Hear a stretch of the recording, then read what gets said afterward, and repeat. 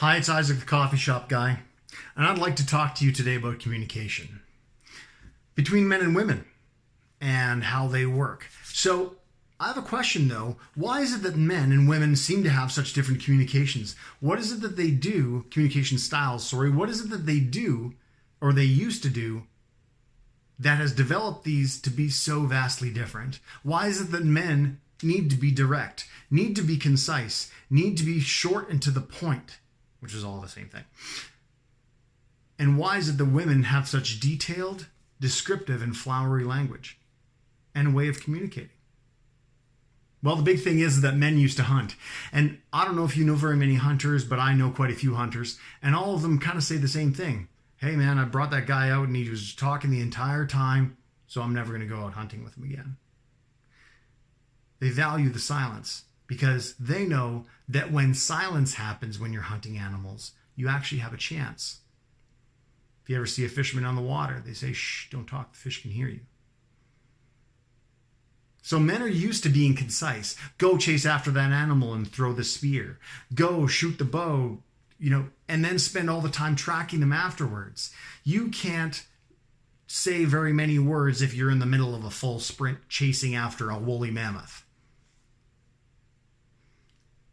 Inversely, women had to go and forage.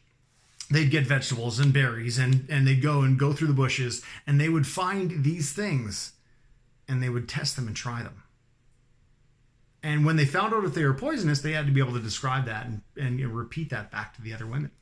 How would they do that? Well, they do that by colors. They do that by a description of what it felt like, whether it was shiny or not, whether it came from a bush or whether it came from a tree.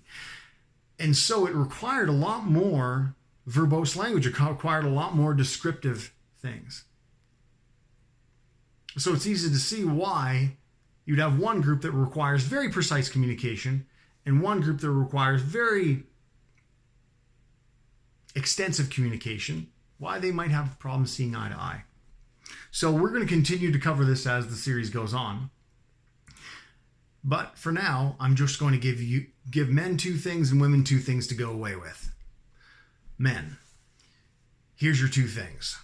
Number one, women do not want to win. But you're saying to me, hey, wait a second. My wife says that, or I always say that my wife is right. I always say that my girlfriend's always right. Everybody's always told me that women always want to be the ones that are right in every situation. No, they don't. Talk to any single woman. Talk to any woman in a relationship, and she does not want to have or to be able to win. What she wants to do is she actually wants to build something with you. She wants to go forward and she wants to make something bigger, better, stronger than what it is today. And we all know that two or more in a place multiply each other. That's your first takeaway, gentlemen. Number two, have you ever seen a man cry? Or when was the last time that you saw a man cry? And I've got a question. Do you ever remember anybody making fun of anybody, any man for crying outside of your teens? Because I don't. I don't remember passing 18 years old, maybe even 20 years old, and seeing another man ridicule or make fun of a man for crying.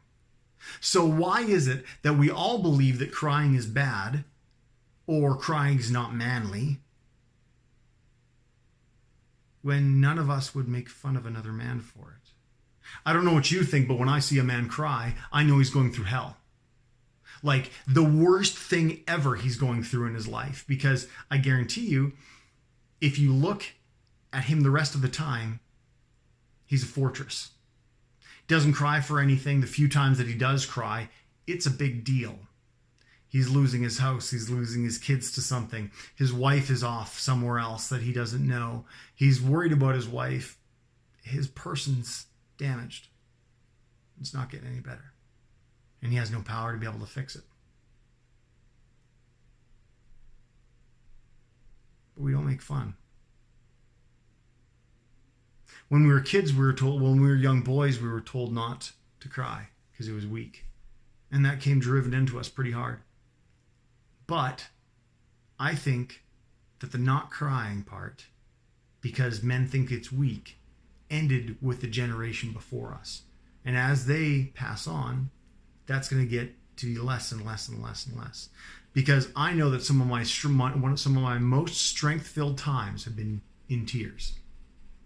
Some of the times that I've been best put together have been in tears. Yeah, my life is falling apart, but if I'm shedding tears, then it's actually okay.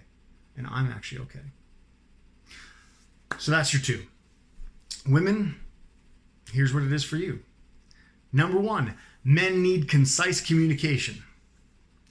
That means that when you want him to know something, use your words only. He is not your support group. He is not going to draw out of you what they draw out of you. All of your support group, all of your female friends, all of your best friends that you call when you're in that space when you want to talk, and because you know they're going to draw it out of you, all of them are masters at body language, masters at your body language. The thing is that if you expect your gentleman to be able to completely understand you in the way that they do, it's not going to happen. I'm sorry. It can't happen. He's not wired that way. He hasn't been trained for the social cues from the time that he was this tall, like you all have. He hasn't been trained to be in a relationship from day one. And we can get into that later.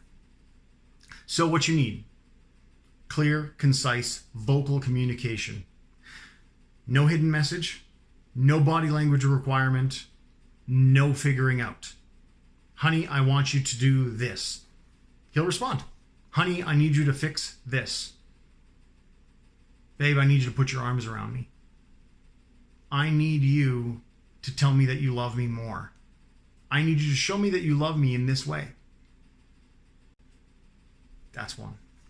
Number 2, you heard my little bit to the men about vulnerability and about tears.